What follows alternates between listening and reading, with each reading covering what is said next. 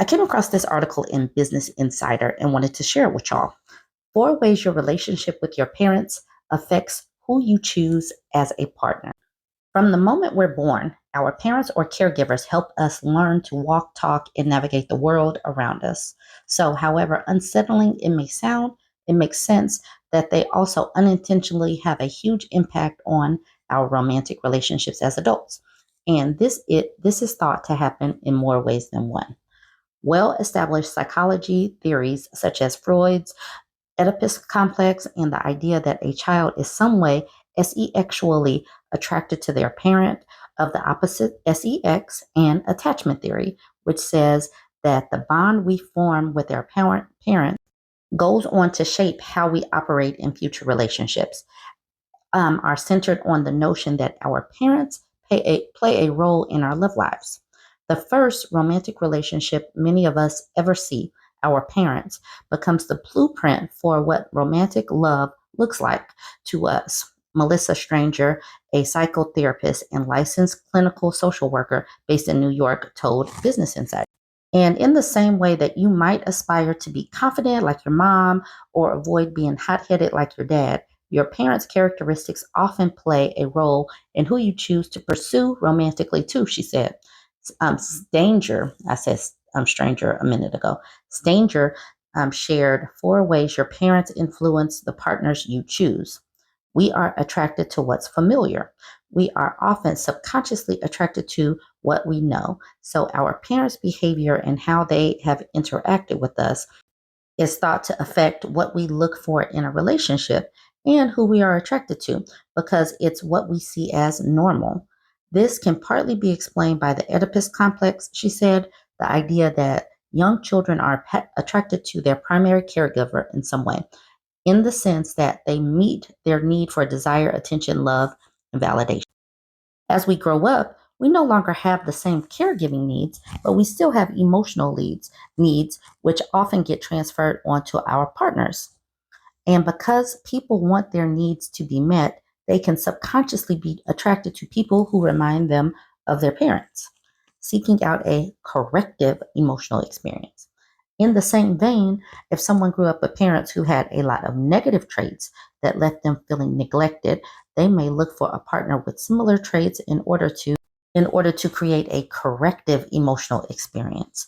Traits tend to not be inherently good or bad, she said, these but these might be things such as a parent who invalidated their child's feelings, failed to show enough affection, or gave mixed messages around the kind of love or care they deserve.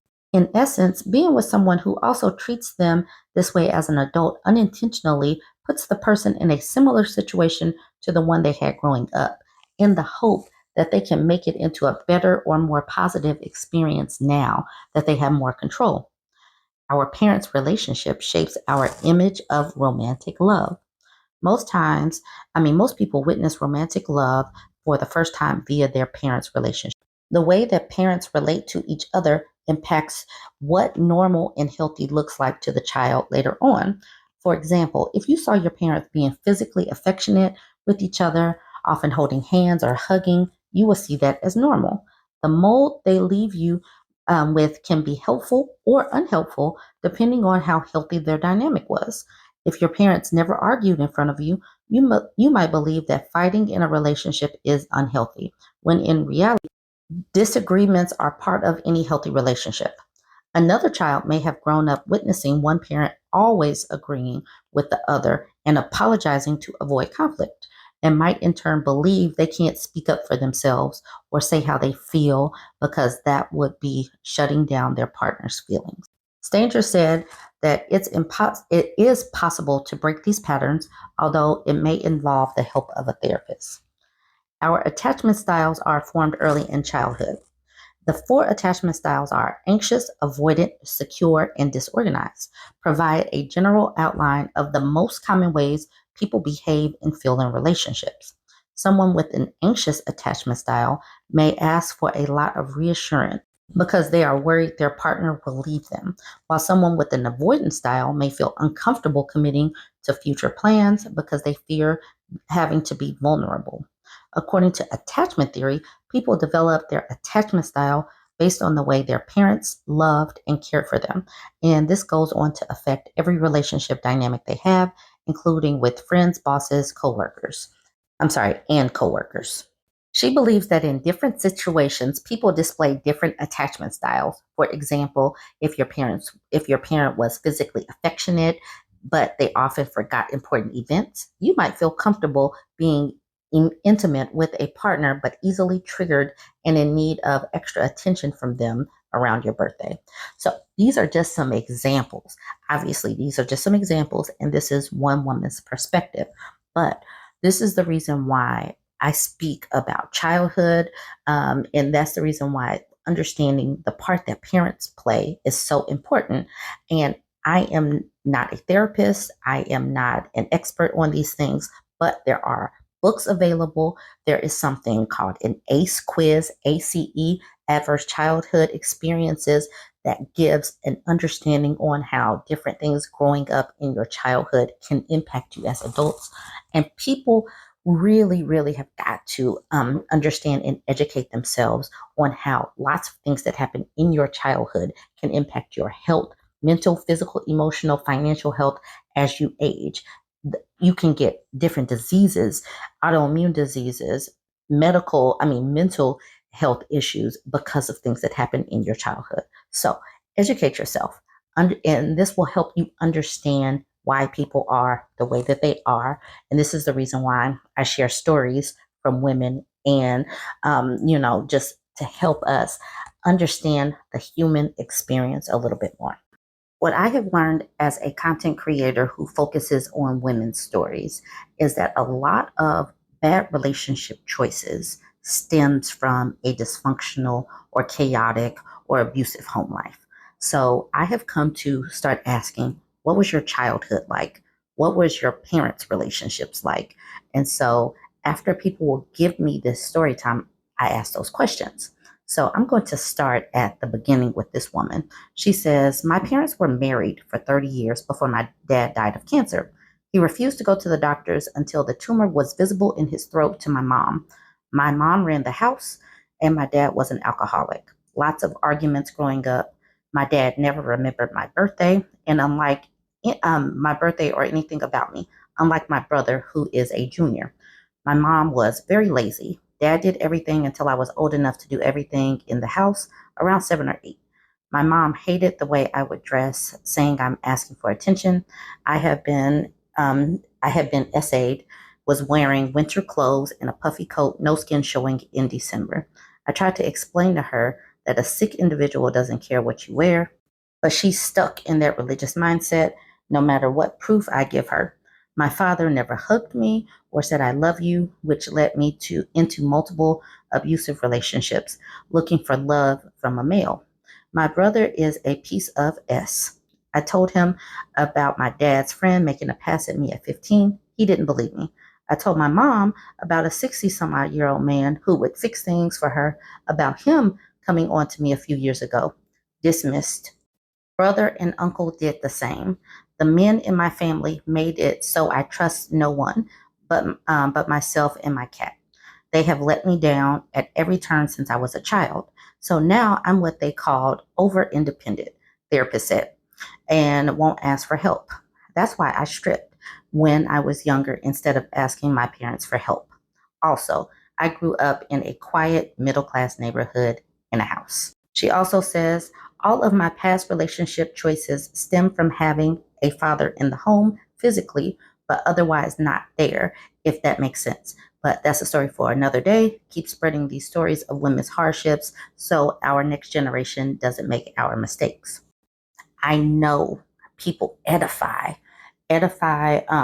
two people households, two parent households, and they do that to cast aspersions on single mothers. But no one, not enough people, talk about what happens if the dad is physically there, but still not participating in the home life. Having an able bodied adult in the home that's not helping, that's not guiding, doesn't do anything for the girls coming up. And if the home life is chaotic, dysfunctional, and abusive, that is going to be what is normal to these women. And if the home life is abusive, that will push girls out of the home really quick. And it pushes them from one situation that is terrible into another horrible situation. This woman said that she started stripping at an early age. She left home at 20, despite the fact that her brother could stay there longer. And she did this because her home life was untenable. They made it very uncomfortable for her to be there. And so I put all of this out here because I keep saying this, what is normal for you might not be normal for the other person if they grew up with abuse, alcoholism, a parent that was neglectful, unsupportive. So when they are looking for a partner, they might be looking for something to fill that hole in their heart and their soul, and or something that is just slightly better, feels slightly more safe than what they felt at home, might lead them into from the den of a lion into the den of a hyena or something like that. You add in the animals that you want to choose. Now, I'm not going to give all of the specifics of this woman's story, but she went from this home into living with a boyfriend. She got pregnant. She had a baby in her early 20s, and this man ended up being abusive. Then she ended up with another abusive man who love bombed her and, did all of this, had this wonderful story that he told and got into her good graces. And then she ended up pregnant again.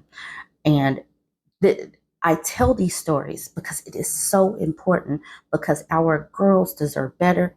But the learning stories, understanding where people come from, I'm hoping that that gets people to give a modicum of compassion and grace as some people stumble, as we learn how to deprogram from these not bad, deprogram from these social conditioning behaviors and patterns and reprogram boundaries, um, different things, boundaries, standards, expectations, all of that.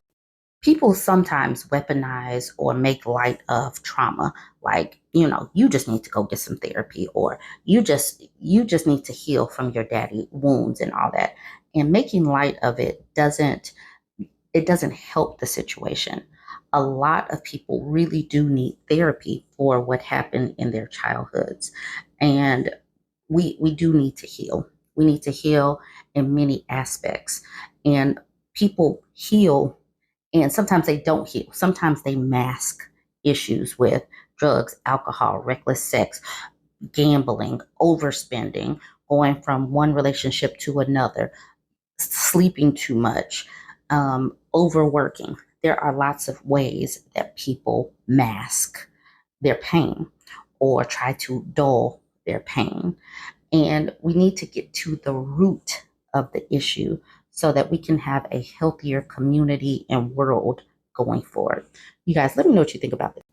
My next story time stems from this comment that was under one of my YouTube posts. She says, "My last husband is 21 years older than me. He lied about his age and he looked so good, I didn't have any reason to believe otherwise.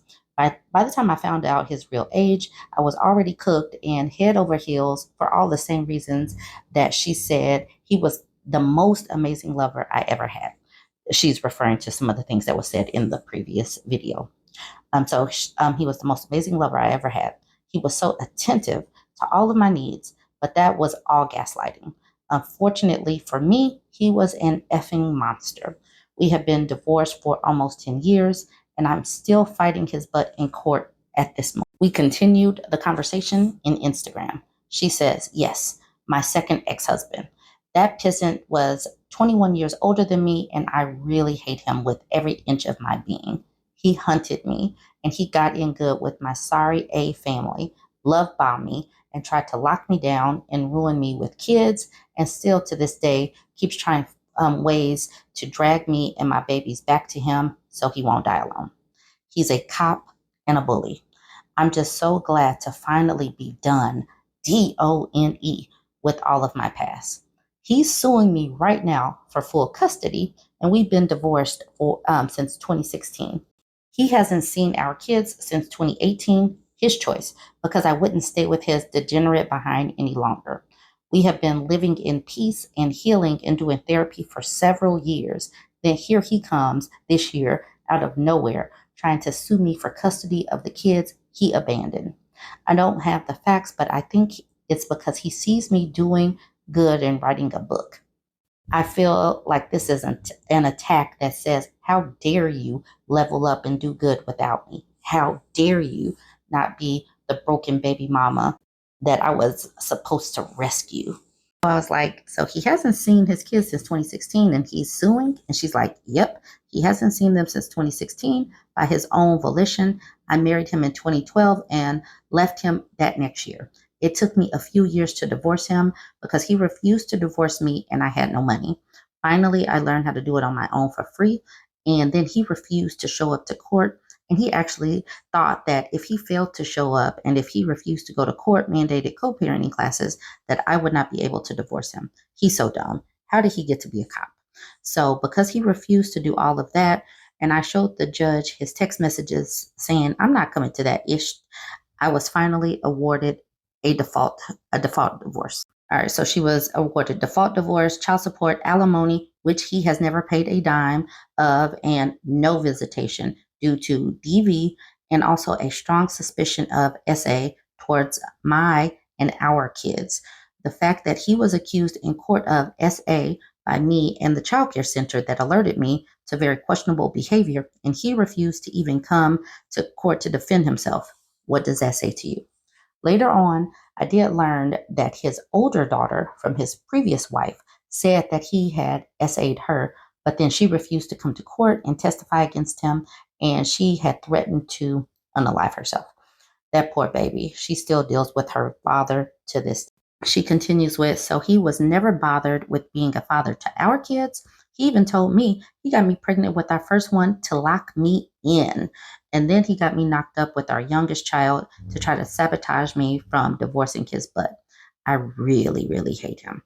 When I left him, he would refuse to take the kids. He would only come see them wherever I was living. I had to move in with my parents, and he would really rub that in, that I couldn't do anything on my own. He would say, look at you, living in your parents' house. You don't have nothing, XYZ. My father would always refer to him as brother, and they're like the same age. My father always took his side. So she had two kids with him. They're 8 and 10, and he hasn't seen them in 5 or 6 years. So now out of the blue, he's suing for full custody and lying to the court saying I just blindsided him and disappeared. And then she says he would come to my family functions and to our family church, and there was nothing I could do about it.